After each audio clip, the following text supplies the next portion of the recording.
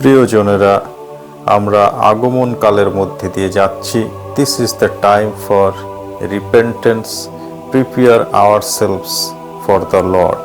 প্রভু যীশু খ্রিস্ট আসছেন, তার জন্য আমরা নিজেদেরকে প্রস্তুত করে তুলব। সমস্ত অন্ধকার দূর করে তিনি আলো হয়ে আমাদের জীবনে আসবেন। যীশু খ্রিস্টের পৃথিবীতে আগমনের আগে আমরা দেখেছি দীক্ষাগুরু যোহন, তিনি ঈশ্বরের রাজ্যের পথ প্রস্তুত করতে এসেছিলেন।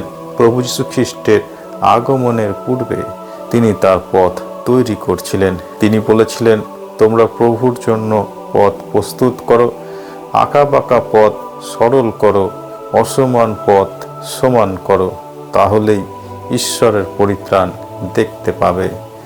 প্রিয়জনেরা, আমরা